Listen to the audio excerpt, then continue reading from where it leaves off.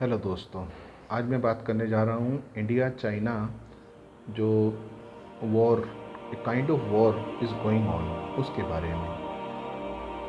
थोड़ा सा मैं बैकग्राउंड की बात करता हूँ कि भारत और चाइना का वॉर या झड़प ये पहली बार नहीं हुई है, बहुत बार हुई है। और ओपन वॉर की बात करूँ तो चाइना ने 1962 में 20 अक्टूबर 1962 को भारत के ऊपर आक्रमण किया था।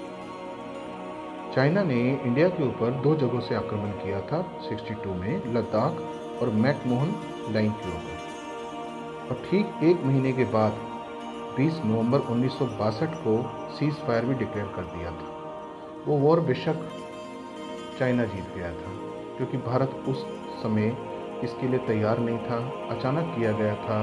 भारत अपनी आर्थिक व्यवस्था को ठीक कर रहा था। देश आज़ाद हुए हुए बहुत ज़्यादा साल नहीं हुए थे, अभी हम समझ ही रहे थे कि अचानक चाइना ने हमारे पर आक्रमण कर दिया। वो वॉर तो वो जीत गया, परंतु अंतर्राष्ट्रीय स्तर पर उसकी काफ़ी बदनामी हुई, उसकी छवि को काफ़ी धक्का पहुंचा। अब इस समय वर्तमान में 2020 में फिर उसी तरह के हालात हैं, पर अब हम यानी कि भारतवासी वैसे नहीं हैं। अब हम पहले से ज़्यादा तरक्की कर चुके हैं, हमारे पास बड़ी सारी सुख सुविधाएं हैं। प्राइम मिनिस्टर मिस्टर मोदी ने सेनाओं को खुली छूट दे रखी है कि अगर चाइना की तरफ से कोई भी आक्रमण होता है तो वहाँ पर तैनात अधिकारी डिसीजन लें और हमला कर दें। ये सुविधा पहले नहीं मिली कभी, भारत की सेनाओं को ये सुविधा कभी नहीं मिली, इस तरह की इजाज़त कभी नहीं मिली। और एक मज़ेदार बात तो ये है कि बॉर्डर पर सैनिक तैनात होते हैं, उनको पता है कि वहाँ क्या स्थिति है, पर अब से पहले उनको जितने भी डिसीजन होते थे फायर बैक करने के, वो सब हेडक्वार्टर से लेने पड़ते थे।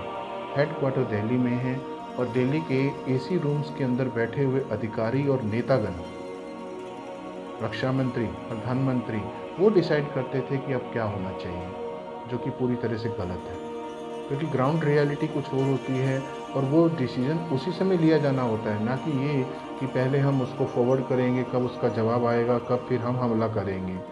तो वो चीज़ अब काफ़ी हद तक सुधर चुकी है, काफ़ी हद तक ठीक हो चुकी है, पर आज फिर बॉर्डर पर टेंशन है। दोनों तरफ की सेनाएं पूरी तरह से लड़ने के लिए तैयार बैठी हैं।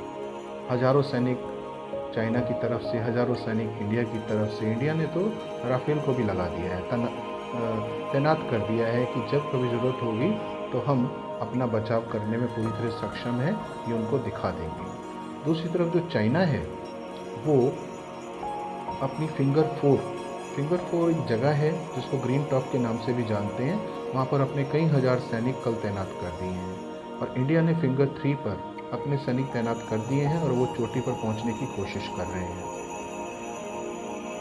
भारत ने एक बहुत अच्छा कदम उठाया है कि चाइना की आइटम्स का बहिष्कार शुरू कर दिया है। इससे क्या हुआ है कि इकोनॉमिकल लॉस होना शुरू हो गया है। किसी भी देश की सेना अच्छी तरह से लड़ सकती है अगर उनके पास जो हथियार हैं बहुत लेटेस्ट हों और उनके पास पैसे की कमी ना हो। और पैसे की कमी ना हो इसके लिए उनकी सेल्स अच्छी हो, उनका जो एक्सपोर्ट है आइटम्स का वो बढ़िया हो, जिससे कि उनको फॉरेन करेंसी मिले, उनके पास पैसे अच्छे आ जाएं। तो इसके लिए भारतीय सरकार ने उनकी कमर तोड़ दी है, क्योंकि उनकी चीज़ों का बहिष्कार करने के बाद उनका करोड़ों रुपए का नुकसान हो चुका है और होता रहेगा। इस तरह से धीरे धीरे और भी देश आगे आ रहे हैं। तो उम्मीद है कि अब चाइना के अंदर वो पावर नहीं रही है। दूसरी तरफ अगर मैं थोड़ा सा देसी स्टाइल में बात करूं तो अच्छा युद्ध लड़ने के लिए, अच्छी तरह से युद्ध लड़ने के लिए हम मानसिक और शारीरिक तौर पर और ज़्यादा सक्षम हों, मजबूत हों। अब ज़्यादातर चाइनीज़ लोग जो हैं नॉनवेज आइटम्स खाते हैं, शाकाहारी चीज़ें कम खाते हैं, पर भारत के अंदर ज़्यादातर लोग शाकाहारी व्यंजन खाते हैं, दूध पीते हैं, पनीर खाते हैं, दही खाते हैं, यानी कि वो शारीरिक तौर पर ज़्यादा मजबूत हैं। और एक और भी कारण है कि भारतीय सैनिक क्यों मजबूत हैं। भारत पाकिस्तान के साथ 3-4 बार युद्ध तो लड़ चुका है, पर उसके अलावा भी बहुत बार सैनिकों के साथ, पाकिस्तानी सैनिकों के साथ झड़पें होती आई। और इस कारगिल भी आपको सबको पता है कि कारगिल अटैक भी हुआ था जिसमें हमने विजय प्राप्त की थी। तो बार बार युद्ध करने से हमारी जो धार है वो तेज है, क्योंकि जिस हथियार को आप बार बार यूज़ नहीं करते हैं उसकी धार पैनी नहीं रहती है। तो हमारे जो सैनिकों की धार है वो मजबूत है, क्योंकि उनका प्रशिक्षण बहुत बढ़िया होता है, हमेशा तैयार रहते हैं। और इस तरह की चीज़ों के सामने हम हमेशा लड़ने के लिए बिल्कुल आगे रहते हैं।